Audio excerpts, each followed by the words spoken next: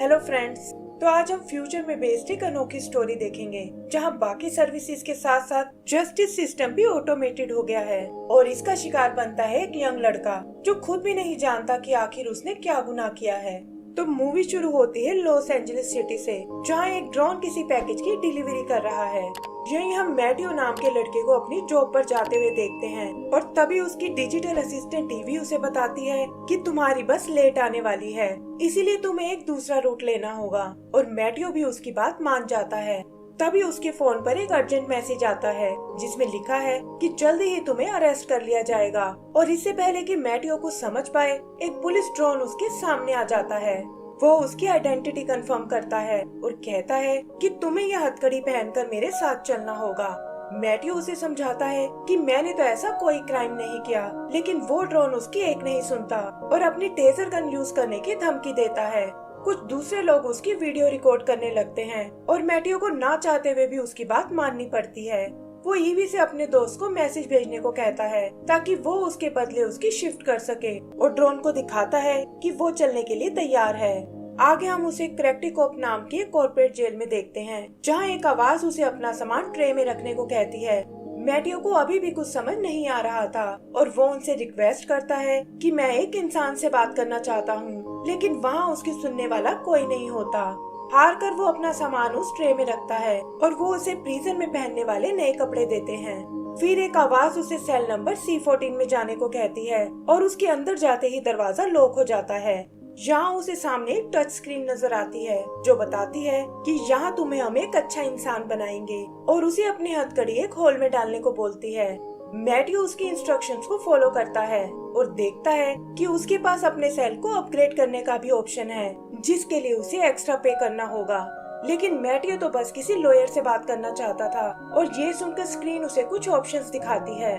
Matteo उनमें से एक लीमा नाम के लॉयर को सिलेक्ट करता है, जिसकी रेटिंग बाकी लॉयर से कहीं ज्यादा है और उसे अपनी स्किल्स पर बहुत भरोसा है। मैटियो भी उससे बहुत इम्प्रेस होता है, लेकिन देखता है कि उसकी फीस पूरी $10,000 है। तभी उसे स्क्रीन पर एक पब्लिक डिफेंडर का साइन दिखता है जो कंपनी की तरफ से एकदम फ्री है और वो अपने केस के लिए उसे सिलेक्ट कर लेता है। स्क्रीन डिफेंडर को डाउनलोड करने लगती है और पता चलता है कि ये एक तरह का वर्चुअल लॉयर है जो उसे बताता है कि तुम्हें सजा मिलने के चांस बहुत ज्यादा हैं और इसके लिए तुम्हें 45 to 47 इयर्स की जेल हो सकती है। मैटियो उससे अपने क्राइम के बारे में पूछता है, लेकिन डिफेंडर उसके सवाल पर कोई ध्यान नहीं देता और कहता है कि अगर तुम अपना गुनाह कबूल कर लो तो तुम्हारी सजा 80% कम हो जाएगी, यानी तुम सिर्फ 5 से 7 साल के लिए ही जेल जाओगे। मैटियो एक बार फिर उससे अपने क्राइम के बारे में पूछता है, लेकिन डिफेंडर की सुई तो बस एक ही बात पर अड़ी हुई थी कि मैटियो को जल्दी से गिल्टी प्लीड कर लेना चाहिए। मैटियो उसे बहुत समझाता है कि मैंने ऐसा कोई काम नहीं किया, लेकिन डिफेंडर उसकी बातों पर कोई ध्यान नहीं देता और ऐसा लगता है जैसे वो बस प्री रिकॉर्डेड मैसेजेस पढ़ रहा है। फिर कुछ सोचकर मैटियो उसे अपने केस की डिटेल्स बताने को कहता है, लेकिन डिफेंडर बस इतना बताता है कि तुम्हारा ट्रायल होने में 90 डेज का टाइम लगेगा।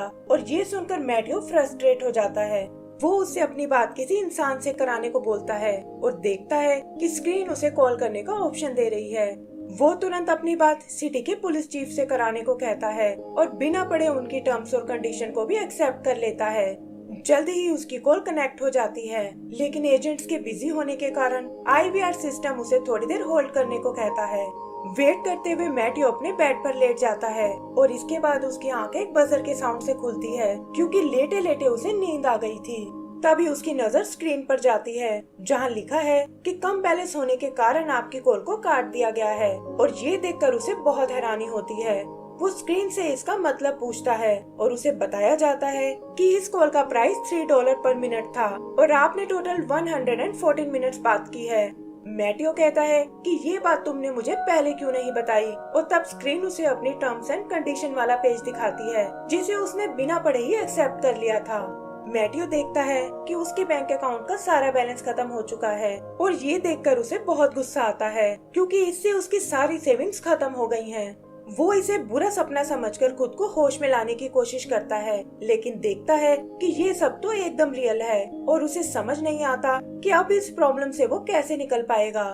परेशान होकर वो वापस अपने बेड पर लेट जाता है, जहाँ सिस्टम उससे पूछता है कि अगर आपको नींद आ रही है तो मैं ये लाइट स्विच ऑफ कर सकती हूँ, लेकिन इसके लिए आपका बैलेंस बहुत लो है। आगे वो स्क्रीन पर एक ऐड देखता है जो किसी होममेड नाम की कंपनी की है और वो कैदियों को ऊन से अलग अलग चीजें बनाना सिखाते हैं, जिसे बनाकर कैदी अपने लिए कुछ पैसे भी कमा सकते हैं।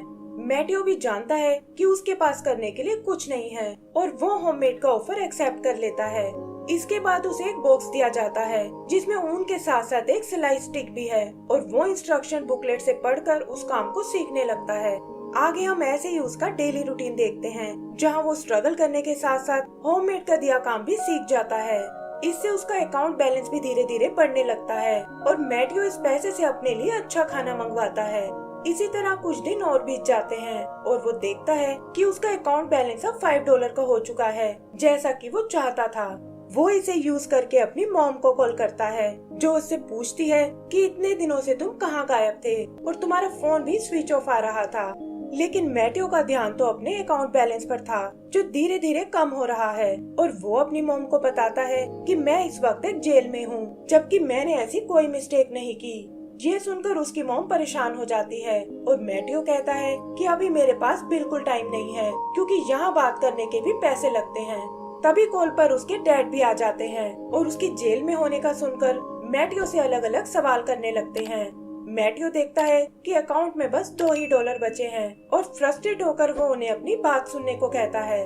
उसके डैड उसे अपनी टोन नीचे करने को बोलते हैं, जिस पर मैटियो कहता है कि आई एम सॉरी, मुझे आपसे ऐसे बात नहीं करनी चाहिए थी, लेकिन मेरा विश्वास कीजिए कि मैं यहाँ बहुत बड़ी मुसीबत में हूँ और इससे निकलने के लिए मुझे $10,000 चाहिए ताकि मैं अपने लिए एक लॉयर कर सकूँ। इतना पैसा सुनकर उसके पेरेंट्स चौंक जाते हैं और मैटियो उन्हें समझाता है कि यहाँ मेरी लाइफ और डेथ का सवाल है और धीरे धीरे मैं आपके पैसे वापस कर दूंगा। लेकिन इससे पहले कि उसके पेरेंट्स कुछ जवाब दे पाएं, बैलेंस कम होने से उसकी कॉल डिस्कनेक्ट हो जाती है और मैटियो को लगता है कि उसकी सारी मेहनत बर्बाद हो गई है। तभी स्क्रीन पर वो वर्चुअल डिफेंडर आता है और कहता है कि अभी भी तुम खुद को गिल्टी प्लीड कर सकते हो, और ये सुनकर मैटियो को बहुत गुस्सा आता है। आगे हम देखते हैं कि वो खुद को इस लाइफ में डालने की कोशिश कर रहा है, क्योंकि वो समझ गया है कि अब वो यहाँ से कभी नहीं निकल सकता और ना ही कोई उसकी मदद करने वाला है। इसी तरह एक दिन वो अपने काम में लगा हुआ था और ये तक नोटिस नहीं करता कि उसकी मॉम ने $10,000 ट्रांसफर कर दिए हैं। उसने उनसे अपने लिए एक टॉय भी बनाया है ताकि उससे अपने दिल की बात कर सके, क्योंकि वैसे भी यहाँ उसकी सुनने वाला कोई नहीं है और इंसान तो ना जाने उसने कब से नहीं देखे। तभी अचानक वो पुलिस ड्रोन वहाँ आता है और कहता है कि अब तुम्हें ट्रायल का एक ऑप्शन चूज करना होगा। मैटियो कहता है कि उसके लिए तो 90 डेज का टाइम था और तभी उसे डिफेंडर की आवाज आती है कि तुम्हारा ट्रायल रेडी हो चुका है और तुम्हें गिल्टी और नॉट गिल्टी में से एक ऑप्शन को चूज करना होगा। वो एक बार फिर उसे गिल्टी प्लीड करने को कहता है ताकि उसका प्रिजन सेंटेंस कम हो सके और मैटियो को समझ नहीं आता कि इस सिचुएशन में उसे क्या करना चाहिए। ड्रोन और डिफेंडर उसे बहुत टॉर्चर करते हैं कि तुम्हारे पास बिल्कुल टाइम नहीं है और हमें जल्दी से तुम्हारे ऑप्शन को जानना होगा।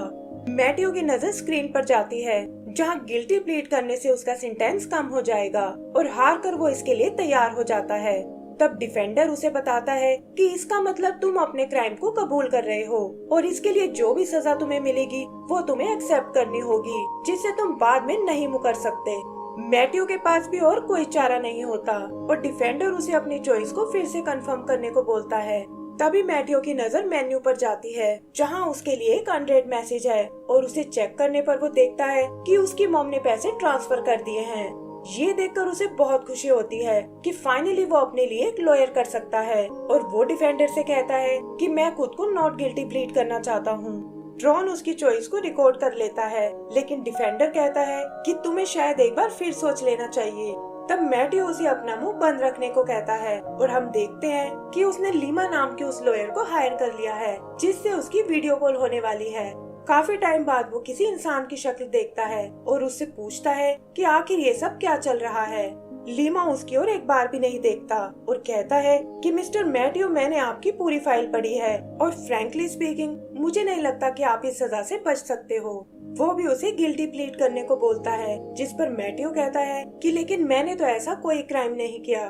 तब लीमा पहली बार उस पर नजर डालता है और शौक होकर कभी उसकी तरफ तो कभी अपने टैबलेट की तरफ देखता है और कहता है कि इस बार भी ये लोग गलत इंसान को उठा लाए। मैट्यू थोड़ा घबरा जाता है और लीमा उसे कहता है कि तुम थोड़ी देर यहीं इंतजार करो, और ये कहकर कॉल को डिस्कनेक्ट कर देता है। मैट्यू को लगता है कि कोलरेट्स की ही तरह उसने यहाँ भी टर्म्स एंड कंडीशन पढ़ने में कोई गलती कर दी है, और वो एक दीवार पर एक मैसेज छोड़ता है कि फाइन प्रिंट्स को हमेशा पढ़ लेना चाहिए। फिर वो परेशान होकर अपने बेड पर लेट जाता है और तभी उसे सिस्टम की आवाज सुनाई देती है कि हमें उम्मीद है कि आपने अपने स्टे को एंजॉय किया होगा और अब आप इस सेल से बाहर जा सकते हैं। मैट्यू को अपनी आंखों पर बिल्कुल विश्वास नहीं होता और वो जल्दी से उस सेल से बाहर आ जाता है। वहाँ वो अपना सामान और अपना सेल फोन उठाता है जिस पर ढेर सारे मैसेजेस आए हुए हैं। पता चलता है कि उसकी बॉस ने उसे काम से निकाल दिया है और जो पैसे उसकी मॉम ने भेजे थे वो उन्होंने बैंक से लोन लिया था। यहीं उसे होममेड कंपनी का एक ब्रोशर भी मिलता है जो जेल से छूटे सभी कैदियों को जॉब ऑफर करती है, और मैट्यू को भी उन्होंने यही ऑफर दिया है। फाइनली मैट्यू उस सेंटर से बाहर निकल आता है और इसी के साथ हमारी ये मूवी खत्म हो जाती है।